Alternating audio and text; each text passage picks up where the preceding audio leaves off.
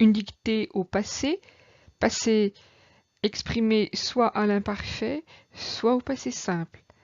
Le passé simple est le temps privilégié du récit, un temps borné qui exprime des actions ponctuelles, successives et accomplies. Il peut exprimer également une rupture dans le passé, comme dans les propositions suivantes, et il se hâtait lorsqu'il rencontra. Il se hâtait imparfait, rencontra passé simple, rupture de rencontra dans cet imparfait qui se dilate, se hâtait. Temps de premier plan, contrairement à l'imparfait qui se révèle plutôt un temps d'arrière-plan. Comment se forme-t-il ce passé simple? Eh bien, au premier groupe, nous en avons deux cas. Le son dominant va être un A. Je rencontrai AI, tu rencontras AS, il rencontra A. On fait extrêmement attention à cette troisième personne du singulier qui est sans doute la personne la plus utilisée.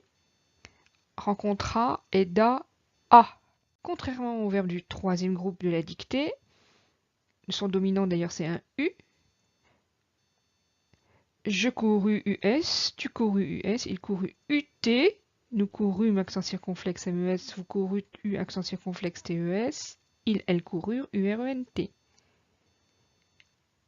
Un T au troisième groupe, contrairement au verbe du premier groupe. Quand dois-je mettre un trait d'union? Un trait d'union non composé souvent. On dit que rendez-vous est un nom composé, et j'en ai deux occurrences dans la dictée, parce qu'il est formé de deux termes, et même que ces deux termes sont liés par un trait d'union. Ils forment un tout ayant son sens bien à lui.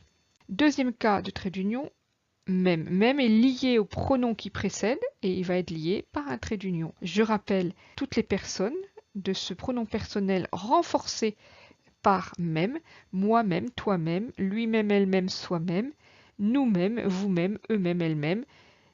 Vous reconnaissez bien la première personne, deuxième personne, troisième personne du singulier, première, deuxième, troisième du pluriel.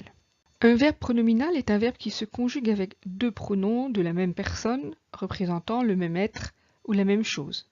Les temps composés d'un verbe pronominal emploient toujours l'auxiliaire être. Alors ici, nous avons affaire au verbe s'embourber, verbe pronominal, comme l'indique ce S apostrophe pronom réfléchi, et un verbe pronominal que l'on va dire à sens réfléchi, parce que l'action se retourne, se réfléchit sur le sujet. C'est la voiture qui embourbe elle-même.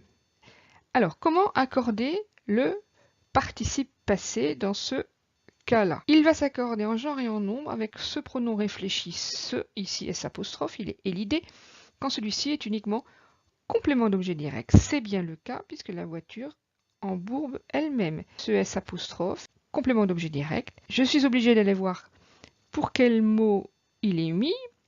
Nous l'avons dit, puisque c'est réfléchi, il s'agit bien de la voiture. Féminin singulier. Et à ce moment-là, ce féminin singulier, c'est le féminin singulier du S apostrophe. Je comprends pourquoi la terminaison eh bien, est en EE. Alors, des difficultés lexicales, steppe avec ses deux P, une vaste étendue localisée sur le globe où se développent des étendues d'herbes en touffes espacées. Embourbé, attention à ce M devant le B, un mot dérivé avec ce préfixe en. Cela signifie engager un véhicule dans un lieu où il s'enlise. Ici, la voiture est enlisée dans la boue. Batailler, attention toujours à ce I, deux L qui se prononce ye. Il me faut ce I devant les deux L, autrement je n'ai pas le son ye. C'est lutter contre quelqu'un d'habitude et ici contre la boue. Il y a une vraie bataille. Attention à ces deux occurrences de Saint-Dimitri. Le premier Saint-Dimitri commence le texte. Et donc c'est le premier mot de la phrase. Et comme tout premier mot de la phrase, c'est un S majuscule. Mais dans le deuxième emploi, Saint-Dimitri, ici, réfère au sein de l'Église catholique, et donc il faut l'écrire avec un S minuscule et surtout sans trait d'union.